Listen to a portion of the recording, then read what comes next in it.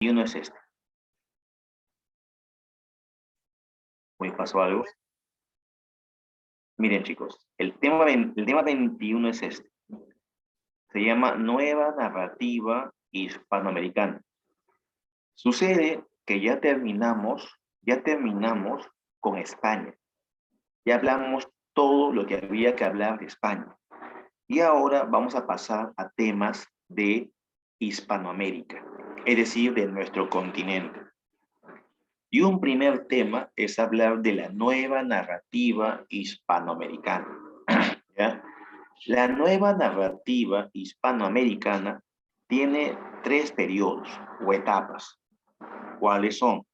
El periodo emergente, el periodo de consolidación y el periodo de boom o apogeo. Ya he allí los tres periodos. Ahora, ¿qué más? En el primer periodo aparece el regionalismo. Son obras más vinculadas al campo, vinculadas a la vida agrícola. ¿Ya? Aquí destacan las obras Doña Bárbara y El mundo es ancho y ajeno. Luego sigue la etapa de consolidación. En este periodo, ya chicos, en este periodo aparecen autores con técnicas novedosas, con técnicas modernas. Un ejemplo es Borges y su libro Ficciones. Y en el último periodo, llamado Boom, van a aparecer autores como García Márquez. Es un periodo más de ventas, editorial. Ahora, hoy día nosotros vamos a hablar de la etapa de consolidación. En esta etapa aparecen autores de Latinoamérica que van a usar técnicas vanguardistas, técnicas que yo ya les expliqué antes. Por ejemplo, multiplicidad de voces, varios narradores, el monólogo interior, por ejemplo, que permite explorar cómo piensan los personajes. Ahora, la narración ya no es omnisciente, se vuelve objetiva. El narrador es objetivo. Se rompe el orden lógico y cronológico. ¿Ya? Se rompe el orden lógico y cronológico. Se deja de lado la narración lineal. Antes se contaba en orden, pero en la vanguardia se cuenta en desorden. Y se requiere un lector activo, un lector que participe en la reconstrucción del sentido global del texto. ¿Qué autores son importantes? Tenemos a Borges, Sábato, Bioy Casares, Onetti, entre otros. Ellos son los autores importantes. De todos ellos, quiero mencionarte a Jorge Luis Borges, un autor argentino que vivió mucho tiempo en Europa, un autor políglota, porque este autor sabía francés, castellano, alemán, inglés, entre otras lenguas. Ahora, este autor fue fundador del ultraísmo, de ese movimiento poético en España. Y sabemos que este autor destacó en tres especies: cuento, ensayo y poesía. ¿Ya? Este autor escribió eso: cuento, ensayo y poesía. Ahora, este autor, Borges, ganó muchísimos premios, ¿ya? Pero no ganó el Nobel, con lo cual el Nobel se perdió a un gran autor como Borges, ¿sí? Ahora, ¿cuáles son los libros más importantes de Borges? En poesía tenemos Fervor en Buenos Aires. En ensayo, Historia de la Eternidad. Y en cuento, su libro más importante es Ficciones. Aunque también tiene otros, ¿ah? También tiene otros. Por ejemplo, por ejemplo, tiene, eh, por ejemplo, tiene El Aleph y también El libro de Harina. Ya son los libros de este autor. Muy bien. Pasemos a otro punto. ¿Cómo son los cuentos de Borges? A ver, chicos, el género en donde más destacó Borges, en donde más destacó, es el cuento, ¿ya? Sus cuentos se caracterizan por una gran concisión sintáctica, oraciones precisas, pero con densidad semántica, con palabras con mucho significado. La narrativa de este autor tiende a lo fantástico. ¿Qué es eso?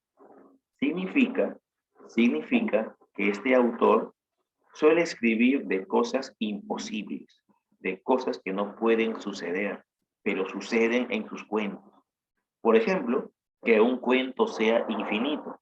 Por ejemplo, que uno se encuentre consigo mismo. O por ejemplo, que el tiempo se detenga. ¿Ya? Pasemos a otro punto. En cuanto a sus cuentos, Borges no era un autor que escribiera de sus experiencias personales. No, este autor escribía de lo que leía, ¿ya? Él escribía de sus lecturas. ¿Y qué leía este autor? ¿Qué leía? ¿Qué escribía? Ah, este autor leía obras o bien literarias o bien filosóficas, ¿ya? Así eran las obras de este autor, o bien literarias o bien filosóficas. Borges utiliza muchos libros falsos, o sea, cuando él escribe sus cuentos, te dice, ¿no?, que está leyendo un libro, pero cuando investigas sobre ese libro no existe. Es como que este autor inventa libros que no existen. Sus cuentos son filosóficos, pero también policiales. Y hay mucha filosofía en este autor. Por eso sus cuentos son muy complejos, muy difíciles. Por ejemplo, en algunos cuentos vemos cómo el tiempo fluye muy rápido o cómo se inmoviliza, cómo queda presente. Eso es algo imposible. En Borges hay varios cuentos que tratan de laberintos. Y para este autor, el laberinto simboliza el orden y el caos. Otros temas son el azar o la cobardía o los espejos. Son símbolos en este autor. En este autor, cuando tú leas sus cuentos, vas a encontrar siempre eso. O bien espejos, o bien cuchillos, o bien laberintos. ¿Ya? Son los símbolos constantes en este autor. Ahora, ¿cuál es su libro más importante? Ficciones. Ficciones es el libro más importante de Borges y que tú debes conocer. Se publicó en 1944 y es un libro que tiene dos partes.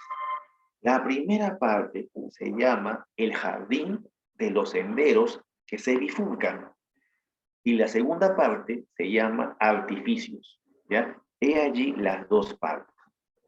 En el primero hay varios relatos, como las ruinas circulares, y en el segundo hay otros relatos como Funes el Memorioso. Aquí tenemos un pequeño índice del libro Ficciones. Este libro es uno de los más bellos que se han creado, ¿ya? Bellos y a la vez difíciles. Por ejemplo, en la primera parte encontramos el cuento Las ruinas circulares. Las ruinas circulares es un cuento que trata de un hombre de un hombre que soñó a otro hombre, ¿ya? Pero no es que lo soñó, lo creó en el sueño. Entonces, un hombre creó a otro hombre en un sueño, pero ¿para qué? Para que ese hombre creado sueñe en su sueño a otro hombre, para crear otro hombre. ¿Se entiende? Entonces, este cuento trata de un hombre que sueña a otro para que este otro sueñe a otro. Pero este primer soñador lo que no sabe es que también es un sueño de otro hombre. ¿Ya? Es algo fantástico, pues, es imposible. ¿Cómo vas tú a soñar a otro y luego darte cuenta que también tú eres un sueño de otro? Es algo, pues, muy quemado, ¿no? Muy fantástico.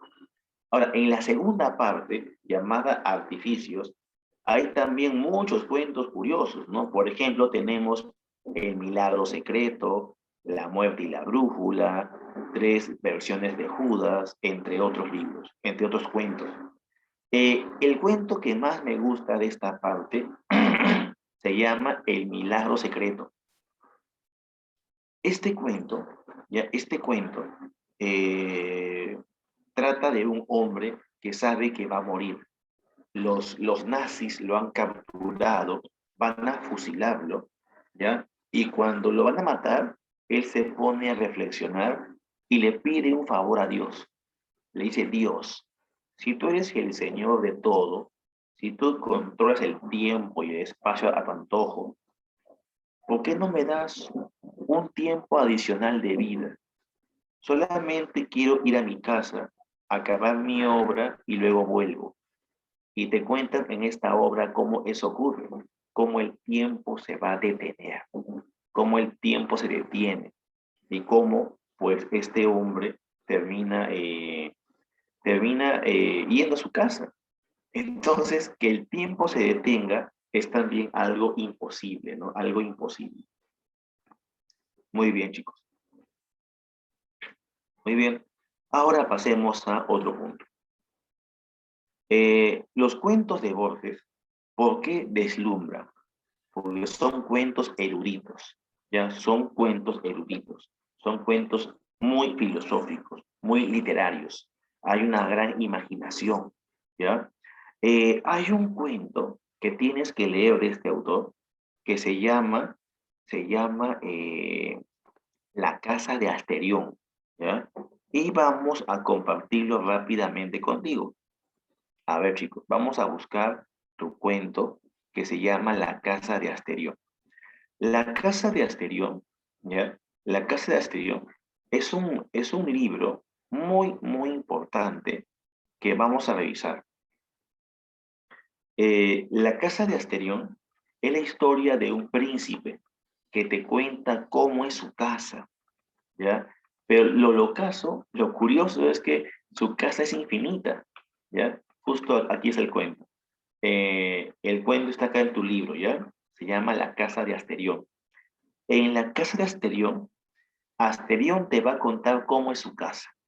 Te dice que no tiene puertas, que no hay ventanas, o que en todo caso, que son infinitas, que se repiten de forma innumerable. Asterión es un príncipe, porque su madre es una reina. Y este Asterión dice que por si acaso es mentira los que afirman que él es un prisionero. Y él dice, yo no soy un prisionero, yo he salido de esta casa, pero cuando salgo la gente me teme. No en vano soy hijo de una reina, dice él, ¿no? Y bueno, este Asterión cuando quiere sale, y sí, ha salido, y cuando quiere vuelve, ¿ya? Bueno, el asunto, chicos, es que Asterión es único en el mundo, no hay otro como él. Y este príncipe Asterión te va a contar cómo es su casa, pero al final descubres que este príncipe es un animal mitológico y que su casa no es una casa, sino un laberinto. Sí, chicos, esta es la historia del Minotauro, ¿ya? Esta es la historia del Minotauro, pero contada por él mismo. El Minotauro te cuenta cómo es su casa, quién es él, y la obra acaba cuando Teseo, un héroe griego, lo mata, ¿ya? Entonces, chicos, de eso trata este cuento, llamado La casa de Asterión. Ahora, en este momento voy a dejarte el temático, ¿ya? Yo creo que lo puedes dar, van a dar un temático, ¿ya? Y también van a dar una domiciliaria. Ahora mismo, todo ahora mismo, ¿ya? En este instante, para ya cerrar con estas notas, ¿ya, chicos? Dame un segundo, por favor. Vas a dar tu examen temático 3. ¿Ya? Dame un segundo, lo voy a mandar.